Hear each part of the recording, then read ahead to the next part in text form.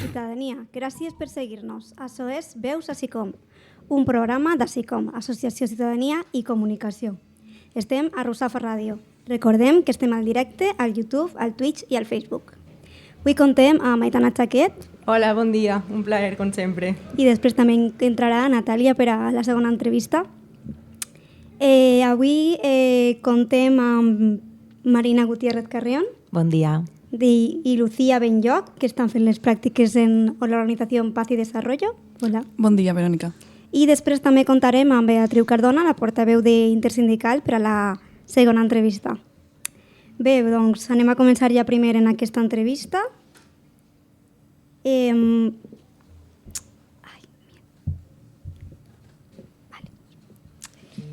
Perdoneu.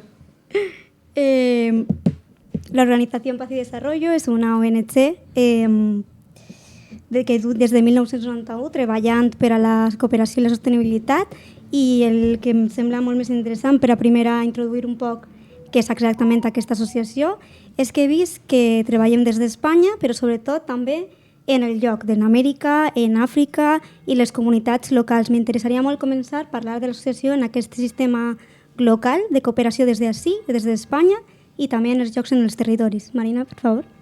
Gracias. Bueno, primero agradecer a CICOM por invitarnos y recibirnos aquí en Rusafa Radio.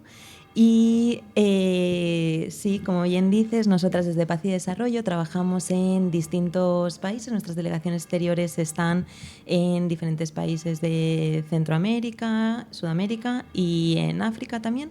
Estamos en Senegal, en Cabo Verde, en Guatemala, Costa Rica, El Salvador. Luego también estamos en Bolivia, Ecuador, Colombia, Bolivia, Ecuador, Colombia y Venezuela. Y creo que no se me olvida ninguno de los países en los que estamos trabajando. Y nosotras hacemos cooperación y acción humanitaria en estos países en los que estamos coordinadas con las compañeras. En todas nuestras delegaciones exteriores trabajamos con personal local, además de personal expatriado que está en las delegaciones de aquí del país, del Estado español. Y nada, nosotras presentamos convocatorias de concurrencia competitiva a diferentes financieras, en este caso pues Generalitat, Ayuntamiento, centradas aquí, ¿no?, en territorio valenciano. Y bueno, dedicamos la cooperación técnica, acción humanitaria y el trabajo coordinado con las diferentes delegaciones en diferentes temáticas. Creación de espacios seguros, justicia climática, bueno, y en distintas líneas estratégicas en las que está nuestro plan. ¿Y cuáles son algunas de las actividades que soléis hacer más o menos o aquí en España o en ese tipo de países? ¿Qué actividades organizáis para cubrir ese tipo de temas o de...? Nosotras estamos, como te decía, en cooperación internacional y acción humanitaria. Entonces, desde aquí se plantean unos programas a trabajar en los territorios, pero luego además hay una parte, ¿no?, que está destinada a las acciones testimonio y acciones de sensibilización, que son las que se trasladan a través de la educación para transformación social a los territorios, en este caso al territorio valenciano, en el que con distintos agentes de la educación no formal y formal trabajamos, ¿no?, en que conozcan las interdependencias globales y cómo, bueno, acercarles, ¿no?, a las realidades del sur global y cómo las problemáticas que hay en el mundo vienen dadas por distintos factores que vienen de muchas ocasiones, ¿no?, de lo que ocurre en el norte global. Entonces, bueno, pues desde programas un poco más amplios de educación y acción social con población en situación vulnerabilizada y no vulnerabilizada, también en distintos contextos más normativos, intentamos eso, que conozcan las realidades de pues, los distintos países, ¿no? Acercando, por ejemplo, también lo que hacemos en Ecuador, prevención de violencias, cómo lo trasladamos para que niños, niñas, adolescentes conozcan en territorio valenciano qué es lo que ocurre allí, cómo se articulan diferentes agentes y qué podemos hacer aquí desde nuestras realidades locales. ¿Y trabajáis entonces con institutos o soléis trabajar con institutos de la zona? Principalmente nosotros trabajamos en entornos no formales e informales, es decir, estamos más en Orriols, Torrefiel, estamos también en Manises, Torrent, Albal y en Catarroja también, y en Ontinyent de manera puntual. Y nosotros en estos territorios trabajamos con asociaciones, con otras asociaciones interculturales, vecinales, barriales, y luego además de manera más puntual también en educación formal, en algunos centros educativos, institutos i universidades. Trobeu normalment col·laboració en els centres educatius o preferiu treballar en associacions per una qüestió pròpia o perquè trobeu certa dificultat per entrar en el terreny educatiu, segons el centre o... Pues sí que es cierto que, bueno, por la experiencia de la entidad, ¿no? Preferimos trabajar en entornos no formales o informales porque nos acerca al territorio, a seguir trabajando en la comunidad, en lo más cercano. Al final así también es más sencillo, ¿no? Replicar estas mismas actividades o programas que realizamos en las delegaciones exteriores en los distintos países, pero los centros educativos en los que estamos trabajando también es cierto que son centros en los que ya tenemos un largo recorrido. Sí que es cierto que entrar en uno nuevo ahora es algo más complejo, cuesta un poquito. Bueno, creo que no es una situación fácil para muchas organizaciones entrar ahora en los centros. Hay muchas más restricciones y está todo hay un poco más de complejidad, ¿no? Pero sí, siempre que podamos intervenir y apoyar a los currículos educativos de los centros lo tratamos de hacer.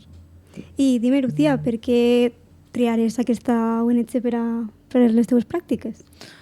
Pues yo lo vi, en plan, había una lista de prácticas de diferentes asociaciones, también organizaciones, empresas, y me llamó mucho la atención Paz y Desarrollo, lo investigué también, y resultó que, bueno, los objetivos me parecían cosas que muchas veces no se persiguen, que no se intentan perseguir o que no se toman en consideración. El desarrollo de las sociedades, ¿cómo se mide eso?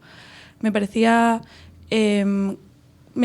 objetivos que muchas veces no se toman en consideración, pero que una organización desde España tenga también una trayectoria, por ejemplo, en tantos lugares y que además quiere también generar un impacto en España, me parecía muy interesante y quería formar parte del proceso también. Sí, jo crec que una de les coses que més crida l'atenció d'aquesta ONG és la relació entre Espanya i tants països diferents. O sigui, aconseguir una cooperació en tantes zones diferents del món me pareix que és una tasca que heu fet molt important i bueno, són 30 anys ja d'experiència que se nota, però penseu que és possible seguir expandint-se a altres comunitats i que encara n'hi ha una xarxa de persones que encara poden augmentar aquesta cooperació? Sí, bueno, de hecho, Paz y Desarrollo tiene su sede central en Málaga, aunque, bueno, aquí está la delegación de Valencia y además hay otras delegaciones por el territorio. Estamos en Cáceres, en Extremadura, allí principalmente trabajamos en zonas rurales. Estamos en Sevilla, en Córdoba, en Granada, bueno, en varias zonas del territorio, en Madrid también, algunas zonas de La Mancha. Entonces, bueno, estamos bastante extendidas en todo el territorio del Estado español y bueno, yo creo que por ahora lo importante es fortalecer todas las delegaciones, todos los territorios, seguir trabajando, ¿no?, con todos los agentes multiactor, ¿no?, con los que tratamos de complementar nuestro trabajo, que siempre estén implicadas las administraciones, titulares de responsabilidad, ¿no?, que también estén pues los claustros de los centros educativos, que estén las juntas directivas de las asociaciones, no solo, ¿no?, la población con la que solemos trabajar, sino también intentar implicar a otros muchos agentes e intentar hacer, ¿no?, como todo un proceso más amplio que cubra a todas. Y para que la gente os encuentre, porque tenéis web, ¿verdad? Tenéis una web en la que la gente puede... Dentro de la web ya sale donde puedes hacerte socio o hacerte voluntario. ¿Qué son las actividades de los voluntarios? ¿Qué puedes hacer para ayudar a esta asociación? Un poco para que la gente que nos esté escuchando también pueda saber cómo buscaros y cómo ayudar. Sí, es cierto que ahora aparece en construcción la página web. Justo estábamos en unos años de rebranding, ¿no? Se ha hecho ahí todo un cambio de la imagen de Paz y Desarrollo, más actualizada. también pues acercarse un poco más a la gente joven y bueno, nuevas generaciones, ¿no? Y bueno, en paciodesarrollo.org sí que hay algunas partes de la web que ya están más actualizadas, y aquí se puede encontrar nuestro plan de voluntariado, en el que se especifican las áreas en las que se puede una persona asociar, ser parte del cambio de la entidad, y en distintos programas, ¿no? Hay una parte pues más enfocada al apoyo en sede, otra parte más enfocada a estar en educación, pues eso, acompañándonos a las técnicas de educación a la marcha, ¿no? Del día a día, y también en cooperación internacional, y bueno, hay distintas líneas de voluntariado en las que se puede apoyar en PIDE. También, por ejemplo, tenemos redes sociales que lo están llevando chicas como Caterina y Román, que lo están haciendo genial y que pues, es muy importante también decirlo. ¿Cómo se llaman las redes sociales para que la gente pueda seguirlas? Paz y Desarrollo, y luego en TikTok estamos, queremos abrir una cuenta para seguir próximos. Sí. Sí, como ampliarse a públicos más Exacto. jóvenes, ¿no? Porque de normal notáis que los voluntarios y socios son gente más mayor, ¿verdad? No tenéis tanto público un poco más de nuestra edad o más joven, ¿no?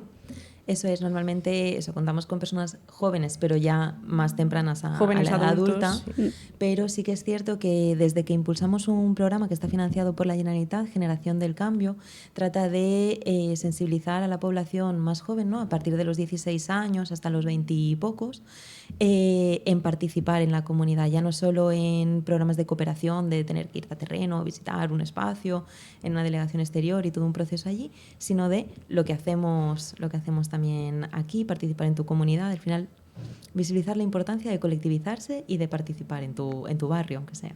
Clar, perquè al final no és tan fàcil traslladar la gent d'ací fins allí, però si fas el mateix projecte pots fer-lo en un territori de qualsevol país del món, al final són els mateixos valors i els mateixos principis que voleu aplicar en el territori. I parlant d'aixòs projectes, conta'ns algun projecte destacat que podeu contar-nos. Pues bueno, este de Generación del Cambio principalmente, ¿no?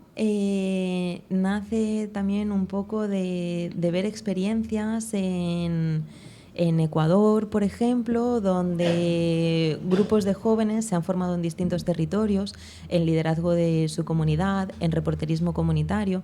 No lo he contado antes, pero Paz y Desarrollo también tiene una línea muy potente en comunicación transformadora. También, bueno, tenemos desde hace muchos años una pequeña emisora de radio interna, Radio 21. Entonces, ahí se han ido generando distintos podcasts, programas y demás. Y bueno, esta radio ha complementado muchos de los procesos, ¿no?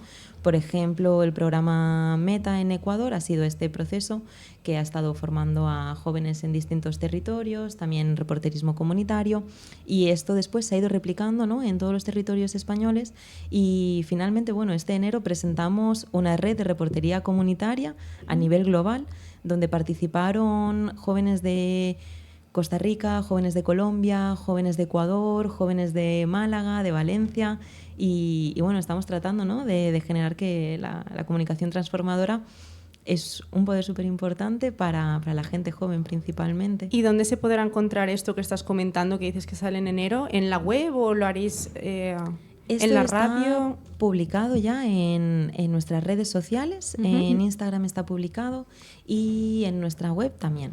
Entonces allí podemos encontrarlos, podemos dejar el link de acceso. Y Lucía, ¿tú recomendarías a la gente que va a hacer prácticas próximamente, porque estáis en más universidades, además de la Universidad de Valencia, como posibilidad de prácticas? Sí, nosotros estamos en la Universidad de Valencia y Universidad Politécnica. ¿Recomendarías a la gente hacer prácticas, a la gente que le interesa más el periodismo social o, digamos, cooperativo? Yo creo que sí lo recomendaría. Considero que además Paz y Desarrollo ahora mismo tiene muchísimo potencial comunicativo y que con nuevos perfiles de estudiantes que entrasen, creo que se explotaría súper bien, porque además son gente muy interesante, hay historias que contar, que hacen falta contar, y que creo que sí, totalmente. Para mí ha sido una muy buena experiencia. Des de la perspectiva de gènere, és una associació que també es nota la presència fonamentalment femenina o noteu que n'hi ha més transversalitat? No, nosotras principalmente, yo diría que la mayoría de trabajadoras somos todas mujeres. la mayoría de personas en prácticas también son mujeres. Sí que es cierto, bueno, que hay una paridad, ¿no? Y ahora mismo también nos encontramos en el proceso de creación de nuestro plan de igualdad, bueno, renovado. Sí que teníamos ya uno previamente, pero ahora ya contamos con todos nuestros planes actualizados, nuestro plan estratégico, toda nuestra línea de prevención de violencia de género es una de las bases, creación de espacios seguros para la infancia, para las mujeres, para la juventud. Bueno, estamos como testeando todas estas metodologías que se llevan tratando de implementar durante mucho tiempo, de construir sobre todo antes de implementar. ¿Y fuera de España también hay esa mayoría de mujeres en las sedes exteriores? ¿También diríais que hay una mayoría de mujeres, que tanto voluntarios como socios como trabajadores? Sí, principalmente la presencia de las mujeres es mucho más amplia, y también en las personas que participan en los programas. También se apuesta mucho, ¿no?, por el liderazgo de las mujeres, la corresponsabilidad en los territorios, o sea, para programas de emprendeduría también se trabaja mucho con todas las mujeres.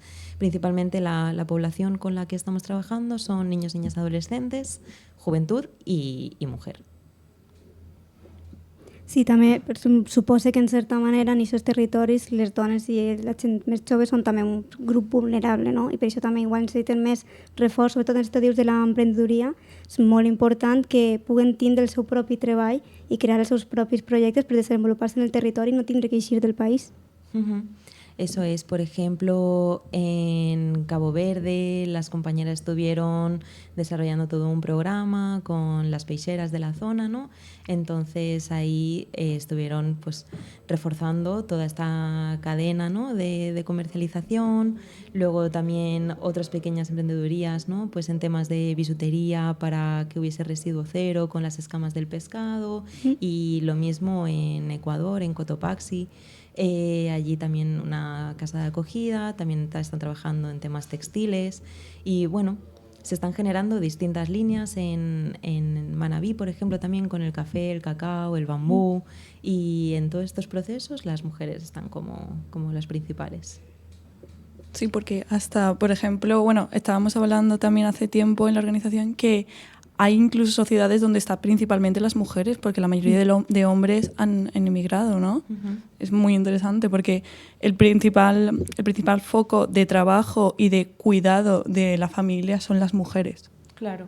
Y también son gente que por la cultura en la que están muchas veces tienen un menor acceso a la educación, o es más fácil que acaben dejando su proceso educativo o de la carrera por centrarse en lo que estamos diciendo, en la familia o en tareas que culturalmente o tradicionalmente se han considerado para la mujer. Entonces veo muy importante este proceso que hacéis vosotras de enseñar que no necesariamente tienen que ceñirse a ese papel, sino que pueden, pues un poco paz y desarrollo, ¿no?, desarrollar otro tipo de habilidades y desarrollar de alguna manera esa visión que tienen estas culturas en cuanto a la función de la mujer o la función de los niños.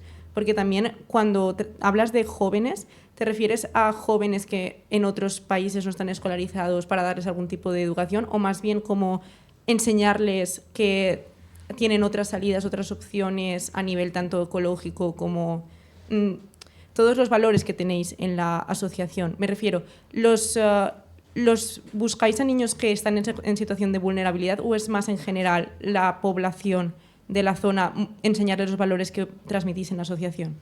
Nosotras con la gente joven principalmente trabajamos, bueno, una serie, ¿no?, primero de cuidados básicos, de generar un espacio de confianza, un espacio seguro. Eso es lo principal, ¿no?, para después trabajar en su liderazgo en la comunidad, que sean jóvenes líderes de su territorio, que defiendan, ¿no?, el territorio, la tierra, su zona y su cultura.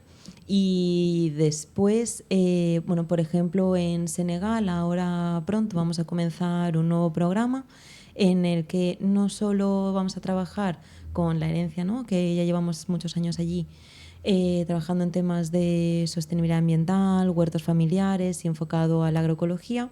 Y bueno, aquí también se trabajó con grupos de mujeres para el liderazgo de las zonas y demás, sino que también se va a trabajar en orientación y acompañamiento laboral, sociolaboral a a estos jóvenes y tratar, ¿no?, que puedan pues desempeñar sus oficios en sus territorios, que puedan pues emprender y acompañarles en todo ese proceso. Pero principalmente con los jóvenes se ha tratado de trabajar como su liderazgo, su estar, que los jóvenes tienen voz, crean sus pequeñas asociaciones, entonces se van moviendo por el territorio, van haciendo un montón de actividades, van sensibilizando a otros jóvenes y al final empiezas con un grupo de jóvenes que acaban siendo agentes de cambio y muchas de ellas están liderando, ¿no?, organizaciones en otros pequeños territorios, se van moviendo y ahora también justo hicieron hace poquito las compañeras un pequeño encuentro, intercambio de jóvenes entre jóvenes de Ecuador, de Colombia. Han estado trabajando temas de corresponsabilidad, temas de violencias, de la participación en los diferentes lugares. Qué bien, la verdad, es muy interesante.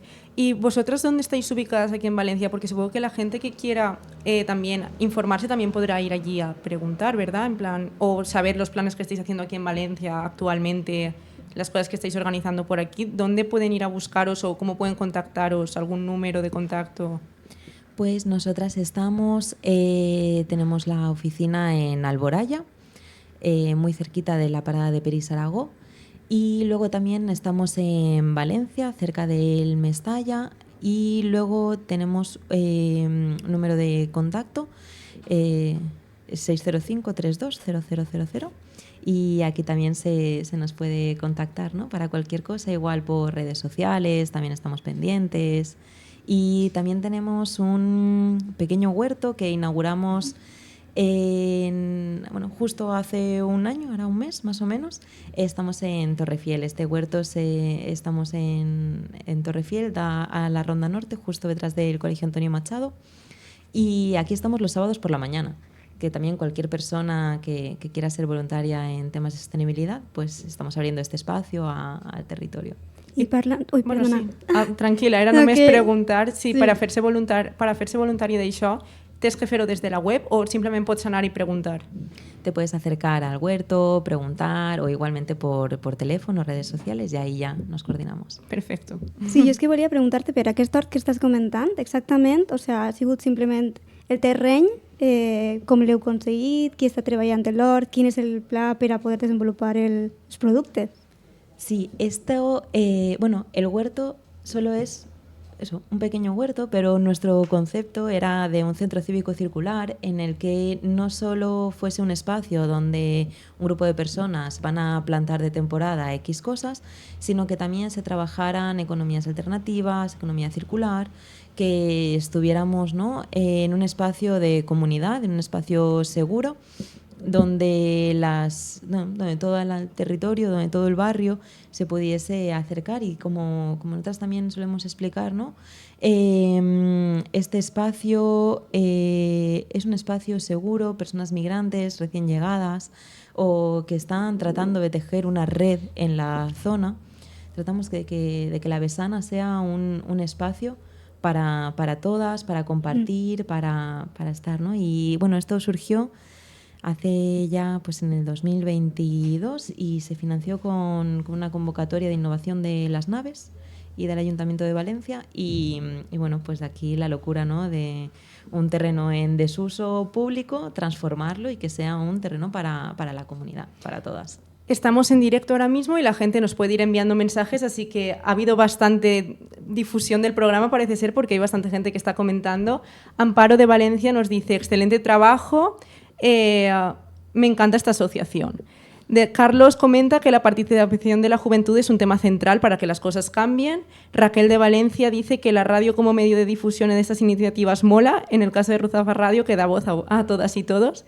Y por último, Carmen de Valencia comenta que los jóvenes son el presente y el futuro y debemos apoyarlos siempre. Muchísimas gracias a todos los que nos estáis escuchando y estáis apoyando a esta asociación. Ya hemos comentado y luego también volveremos a poner sus redes sociales, su web, su número de teléfono para que podáis contactarles si alguien quiere hacerse socio o voluntario, pero por lo menos quedaos tranquilas de que la gente está escuchando vuestra voz y está dándose a conocer. Qué bien, muchas gracias. Muchas gracias.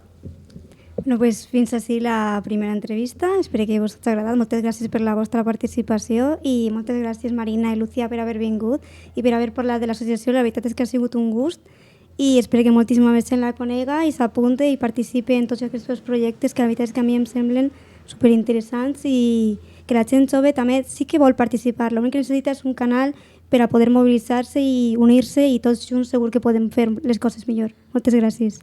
Gràcies. Gràcies.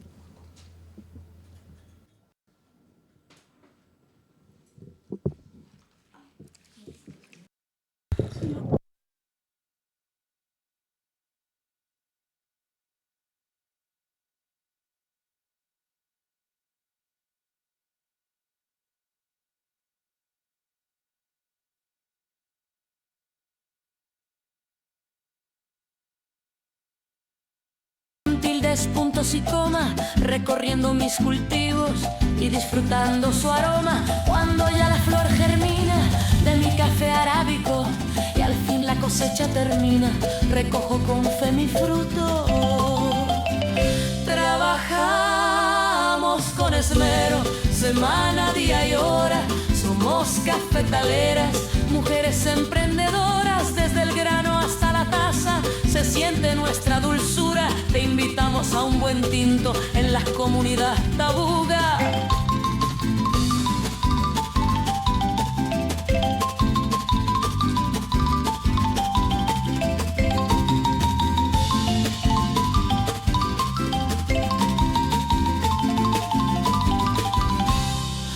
Viene el gran proceso, el despulpado y secado, y por amor les confieso es un arte el transformado. Después vengo y lo trillo y con mis manos lo majo. Decirlo es bien sencillo, pero es duro este trabajo. Nos fajamos el vestido como orugas transformadas y con fuerza y esperanza la montaña es nuestra casa. Somos de una comarca, nuestra meta es verdadera, lleva el sello de la tierra, se llama la Capirentera.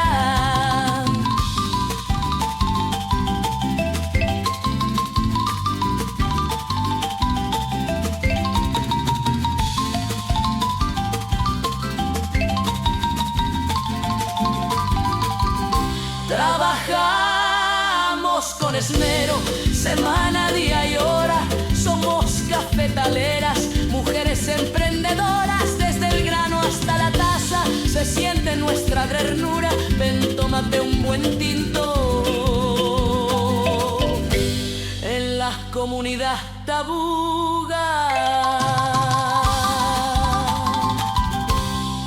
L'amor és una estafa piramidal, l'amor és frustració potencial gravitatòria, l'amor és el fil de les barques, l'amor és el brull de la llet, l'amor és una cervesa sense alcohol, l'amor és un permís... Ens alcem perquè sabem que és també el professorat el que ens demana una posició. Nosaltres sempre hem sigut reivindicatius, això ja no cal ni demostrar-ho més, però el professorat ara ens demana molta més contundència, que és la que estem mostrant. I això ha passat tot aquest matí, tot això este matí. I abans d'arribar així també s'ha creat un grup de professorat de segon de batxillerat que, com vos imaginareu, està bullint des de bon de matí. Vull dir, el WhatsApp, no sé, em petarà, si no res, perquè hi ha moltíssimes consultes, hi ha moltíssima preocupació per part del professorat de segon de batxillerat i s'estan explorant diverses mesures.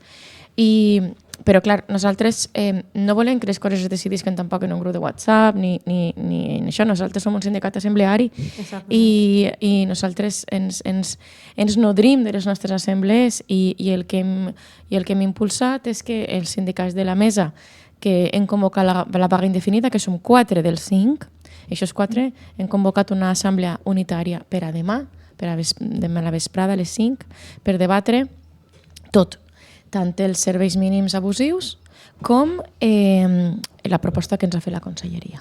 Quina proposta? Només és lo dels... Només ens ha proposat per ara 75 euros més al mes. De la resta de reivindicacions, res? De la resta de reivindicacions, res. De fet, només volia que es continuara parlant de la resta de reivindicacions de la resta només la burocràcia, que és, no ens equivoquem, un aspecte que no costa diners. Perquè nosaltres demanem baixades de ràtios, nosaltres demanem recuperació de plantilles perdudes, nosaltres demanem reforços efectius per a alumnat que tinga necessitats específiques de suport educatiu, demanem millora de les infraestructures, que no sé si ho he dit o ho he repetit, millora de les infraestructures, i clar, això és inversió, però clar, diners, la Generalitat Valenciana en té, perquè hem vist fa recentment que algú podria dir que és el xocolate del loro que se diu, que és més de 74-75 milions d'euros per a sufragar a centres de l'Opus Dei que segreguen per sexe. Estupendo. Això 75 milions d'euros, perquè en això no se pot pujar el salari al professorat, ja ho entenc, però que s'invertisquen en les infraestructures dels centres públics. Sí, perquè a més ara de cara a l'estiu ja comença a haver una calor insuportable en les aules i damunt de les ràtios que n'hi ha tan elevades, si no se milloren les infraestructures se fa impossible fer classes. Efectivament. Nosaltres, de fet, ahir vam presentar també un projecte, un projecte que tenim d'això de treballar per tindre uns centres que siguin mediambientalment sostenibles, perquè la calor o el fred, perquè ens passen les dues coses, no? Sí. No són un tema puntual, ara ja amb l'emergència climàtica és un aspecte sistèmic i hem d'actuar en dues vies. La primera, fer un pla exhaustiu i complet d'adequar els nostres centres que ja tenim a l'emergència climàtica i, per altra banda, que tots els centres nous que es construïsquen també estiguin preparats per fer-ne front. I això no implica no posar aires condicionats en tots els centres, perquè a tu te pot solucionar la temperatura, però estem contribuint a l'escalfament global, que és el que està precipitant l'emergència climàtica. O sigui, són molts els fronts, però vaja, això 75 milions d'euros, vindrien superbé per a reformar, per a adequar molts centres docents, però no. La Conselleria prefereix donar-los a centres que segreguen per sexe. I més coses que veiem, si observem els pressupostos, veiem clarament quines són les prioritats que té el govern.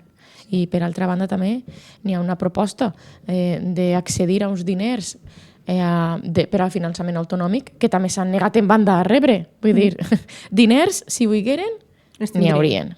Jo volia preguntar-te per una cosa que has mencionat, que són els reforços per als xiquets en necessitats especials.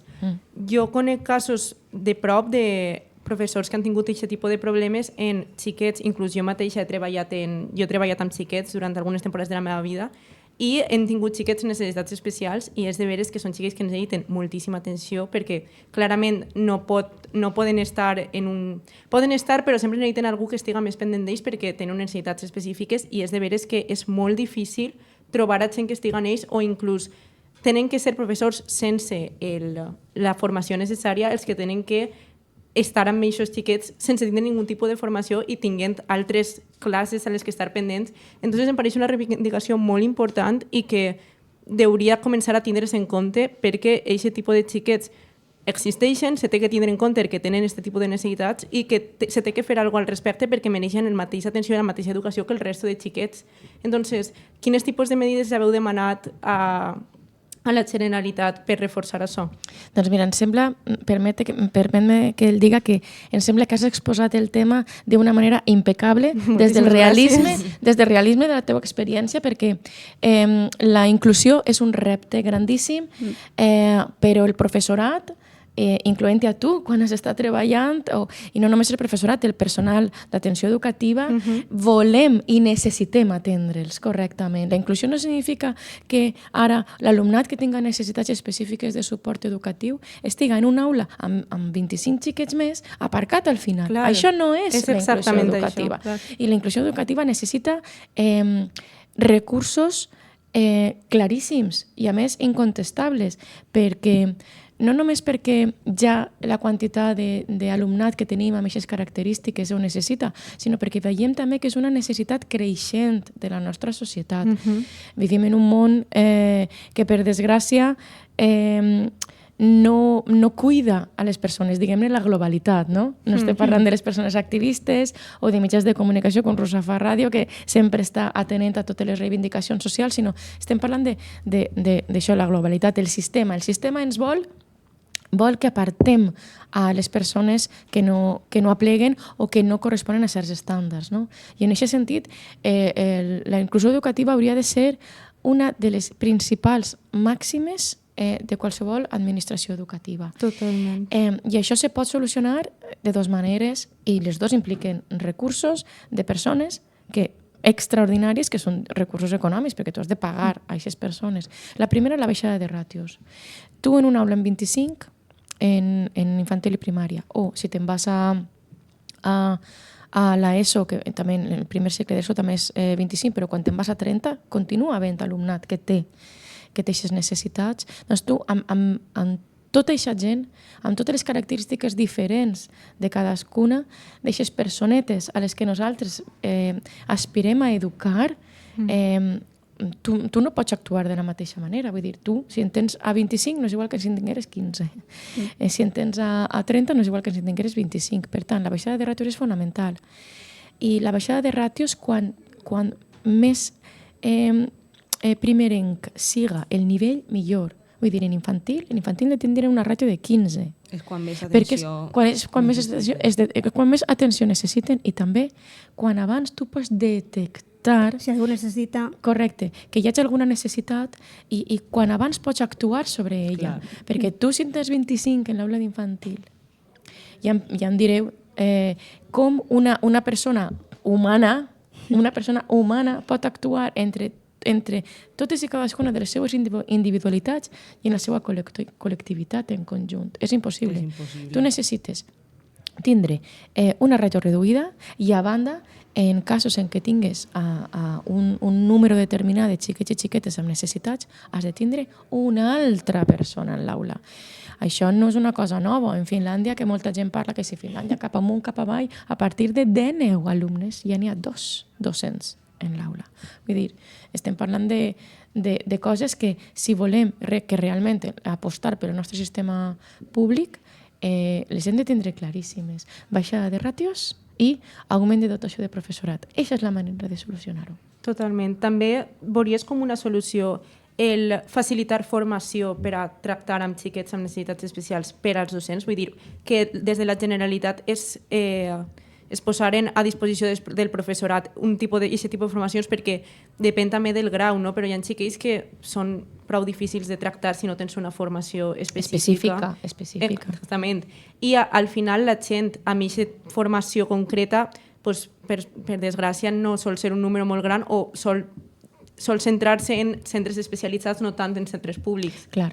Entonces, la possibilitat d'una formació podria facilitar aquest tipus d'educació més, dir d'alguna manera, inclusiva amb aquest tipus de xiquets? Mireu, la formació de la teua plantilla, anem a parlar-ho així, és una obligació de l'empresa. L'empresa està obligada a formar la seva plantilla. Això passa tant en l'àmbit privat com en l'àmbit públic. Vull dir, això, sense dubte, la conselleria el que hauria de fer és impulsar formació específica i, a més, per etapes, vull dir, per a professorat infantil, per a professorat de primària, de secundària, de batxillerat, fins i tot quan arriben, de cicles formatius, d'altres tipus d'ensenyaments, com per exemple conservatoris, perquè un alumnat que tinga necessitats específiques de suport educatiu ha de poder accedir a qualsevol dels nostres ensenyaments, no?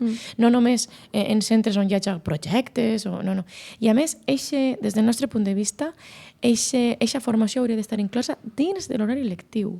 Tu no pots demanar al professorat que estiga en l'aula, a peu d'aula, que faci totes les tasques que això implica, en totes les tasques burocràtiques que n'hi ha, i que després, en el seu temps lliure, es forme. Bueno, que a nivell legal correspondria fer-ho en l'horari laboral. Sí, fer-ho en l'horari laboral, però nosaltres anem un pas més enllà, perquè nosaltres demanem que hi hagi la formació en horari lectiu, també. I que, per a que això es cobrisca per altra gent, per suposat, no que l'alumnat es quede sense aquesta hora lectiva, sinó perquè nosaltres considerem que és inherent a la tasca docent, la teua actualització. Totalment d'acord, la veritat, sí. Sí, i també jo crec que sí que personal especialitzat cada vegada se forma més a nivell de quan estudies en magisteri, hi ha moltes especialitzacions, però després no els contracten. I aleshores és gent que té totes les especialitzacions del món i que a nivell individual podria fer tasques increïbles per ajudar a moltíssims xiquets, però si no els contracten en la pública, pues, al final aquesta gent l'únic que pot fer és acabar en la privada. Clar, però és que a banda, en la privada, a més, ni això, perquè en la privada no s'inverteix en necessitats educatives com es fa en la pública, perquè hi ha un altre tipus de perfil. N'hi ha excepcions sempre, no anem a generalitzar, però bueno, deixeu-me que generalitzi un poc també. Vull dir, n'hi ha algunes excepcions, però no tantes. Val? De fet, són múltiples els casos on es recomana a les famílies que traslladen als seus fills i filles al centre públic amb la idea que en un centre públic sempre n'hi ha més recursos. Efectivament, n'hi ha més recursos que en la privada i concertada, però no n'hi ha recursos suficients. I pel que comentes, és superinteressant el que acabes de comentar de que en les escoles de magisteri n'hi ha especialització en pedagogia terapèutica, en audició i llenguatge, que són sobretot les dues especialitats que més actuen en aquest tipus d'alumnat, en l'alumnat NESE, que es diu, que són les sigles de necessitats específiques de suport educatiu, però quan, a mesura que anem pujant etapes educatives, ja es perd un poc aquest acompanyament que es pot tindre més en infantil i primària, perquè les carreres que donen accés per a ser professorat de secundària doncs no tenen aquesta perspectiva a la docència i el màster de professorat tampoc no aprofundeix. Aleshores, el que està clar és que necessitem professorat específic, amb formació específica, per a complementar la tasca dels altres docents que estan en l'aula en aquest moment. Bé, com ha passat en l'entrevista anterior, també estan comentant gent des de Barcelona. De fet, Sebastián de Barcelona està comentant que està sent un excel·lent programa, així que moltíssimes gràcies a tots els que ens esteu escoltant. I bé, conta'ns un poc quina és la situació a futur d'aquesta vaga. Com pinten les coses de moment? La situació a futur en esta vaga, després del que ha passat en la mesa fa no res, és que la vaga, per suposat, continuarà, però nosaltres demà, ja vos dic, tenim una assemblea convocada perquè siga el professorat també el que referenda aquesta decisió de continuar la vaga el dilluns i a més esperem que siga una vaga massiva per la resposta que estem tenint en els centres i a més està la vaga de dilluns, la vaga indefinida que inicia dilluns ha de ser un abans i un després també en el comportament que estem tenint per part d'esta conselleria. A més, ningunejant-nos, dient que portaven 8 anys sense haver fet res. Jo no sé qui, però jo he fet 3 vagues en el govern del Botànic. I no n'he fet més perquè algunes eren de professorat interí i jo no soc interina, no la podia fer, però l'hem convocada. Vull dir, és que em van fer... La primera específica la van fer d'Escoles Oficials d'Idiomes, que jo soc professora d'Escoles Oficials d'Idiomes. Vull dir, és que és tan ridícul dir això que no ens hem mobilitzat, però bueno, esperem que la conselleria canvi d'actitud. Avui no ha sigut suficient amb el que hem dit a la mesa i esperem que amb el que diga tot el professorat el dilluns buidant les aules i buidant els centres sí que siga suficient. I creus que va... Perdona. No, tranquil·la. Creus que va haver moviment en les aules per lo que es veu? Perquè per la meva experiència personal que tinc propera diria que sí, però com ho vegeu des de... És que esteu realment dins? Doncs ho veiem amb una il·lusió brutal, perquè moltes vagues nosaltres, ja vos dic, sempre les convoquem després d'assemblees, sempre, perquè és el nostre model. Però n'hi ha algunes que veus en una assemblea molt mobilitzada que te diu que la convoques, però altres que no estan molt mobilitzades. Però és que ara no estem en aquest punt. Hi ha hagut una mobilització brutal. Volem agrair a tot el professorat que està formant part de les assemblees, que està deixant-se la pell dia a dia en el seu centre per convèncer els seus companys i companyes, per informar a l'alumnat, a les famílies, perquè esta vaga és un èxit gràcies a totes. Sí, no, jo volia preguntar-te perquè tinc entès que el dilluns es vaga també d'estudiants El dilluns el sindicat d'estudiants dona suport a la vaga, sí, tinc entès. Però recordeu que les vagues, pel que fa a l'estudiantat, són només a partir de tercer de l'ESO. Primer i segon no poden, i per suposat que infantil i primària no poden. El que sí que també tenim, per sort, el suport de les associacions majoritàries de famílies, que estan també impulsant la nostra vaga i estan també animant a... Rebeu apoyo de la família. Sí. A més, ha sigut un suport que hem replegat dins del marc de la plataforma en defensa de l'ensenyament públic i res, la Gonzalo Anaya, per exemple, que és la federació majoritària de famílies de la pública, està al nostre costat. I la Gonzalo Anaya replega a les 3 associacions majoritàries en Castelló, València i Alacant. O sigui que un poc el rum-rum que estava sentint de que les famílies no estaven molt contentes en la vaga i això és un poc un intent de clavar... És un intent de clavar discòrdia entre nosaltres, cosa que no té res a veure amb la realitat. Està clar que hi ha famílies que, sobretot les famílies que tenen fills i filles en segon de batxillerat estan preocupades per la selectivitat i el que jo vull que sàpiguen és que el seu professorat està molt preocupat també per el seu alumne de segon de batxillerat, però no només per la vaga, sinó per les males condicions que n'hi ha no des d'aquest principi de curs, sinó des de que la Conselleria d'Educació actual, quan la tenia José Antonio Rovira, en 2023, quan va entrar el Partit Popular a governar amb Vox, van incomplir l'acord i van denunciar l'acord de plantilles que havíem signat en el govern anterior, que anava a millorar les plantilles. O sigui, nosaltres estem preocupades per l'alumnat des d'aquell moment, perquè teníem un acord de plantilles que millorava moltíssim la situació que teníem.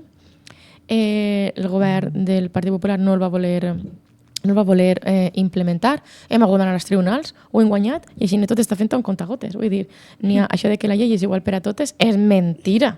La llei ja sabem que per al sistema i per als que tenen verdaderament el poder no actua tan ràpidament com en altres. I deixem un incís, nosaltres considerem, ho he esmentat breument, que els serveis mínims són abusius perquè demana que tot el professorat de batxillerat estiga de serveis mínims, això és palmàriament abusiu, i anem a recórrer i a demanar mesures cautelaríssimes al Tribunal Superior de Justícia, que, no sé, esperem que deixi les seues amistats perilloses i que se centre en la legalitat. Bé, estem a punt de tancar ja el programa, però tinguem una intervenció molt especial de José Ignacio, que avui no ha pogut estar amb nosaltres, que ens diu molt bones preguntes i bones explicacions, una vaga necessària per millorar l'educació pública, gràcies al compromís del professorat i llàstima de la mala política i gestió del govern de PP i Vox. I a passar pel que volen i lleven impostos als rics, de José Ignacio. Escoltamos des de Millars. Moltíssimes gràcies, José Ignacio, per estar escoltant-nos. Sí, i per més per tota la feina que fa CICOM, no només ara tampoc, sinó la històrica de moure a la ciutadania. Totalment. Un plaer rebre-vos així, poder donar-vos veu, perquè realment és una vaga molt necessària i que esperem que tinga l'efecte que espera tindre. Sí, recordem que comença el dia 11, però és indefinida. Indefinida, fins que el professorat decidisca parar. I suposa que n'hi haurà reunions continuades. Sí, nosaltres tenim un programa molt intens la setmana que ve. El dilluns n'hi ha 4 manifestacions convocades en 4 de les grans ciutats, en Castelló, València, Elx i Alacant. El dimarts hi ha batudes en els centres, però bueno, la següent cita grossa, diguem-ne, és el divendres 15, on tenim una manifestació unitària a València, estem organitzant autobusos, i per la vesprada del dia 15 farem també una assemblea per valorar com ha anat la setmana. Pues espere que tothom s'apunte el divendres 15 per a tindre... La última que va haver també va ser espectacular, la vaga que va haver així en València va ser espectacular, esperem que la següent també ho siga. Segur que sí. I moltíssimes gràcies per vindre i per donar-nos tota aquesta informació. Ha sigut un plaer estar amb vosaltres, companyes. Gràcies també tant a CICOM com a Rosa Ràdio per aquest espai que mos heu deixat. Gràcies. Gràcies. Moltes gràcies. Ens sentim i ens veiem la setmana que ve. Adeu. Adeu. Me sobren paraules, agulla fil de cosir, tisores, estufa, me sobren paraules. Vermut, patates, olives, paraules molt curtes, pi, paraules molt llargues, esternocleistomastoideu, paraules molt fàcils, mamà, paraules difícils, obliquitat, i jo què sé, me falten paraules per explicar què significa per jo, me falten paraules. Uau, uau, uau, uau, uau. Els diccionaris són plens de paraules gratis i certes, paraules d'amor senzilles i tendres. Ella tenia dues llunes en tota sa cara, les obria i les tancava, i tenia ses dues cares de sa lluna, una blanca i l'altra obscura. Me sobren paraules, però no tinc res a dir. Quedade, pitufo, me sobren paraules. D'aquí 2 anys me retir. Paraules molt lletges, nyu, paraules molt guapes.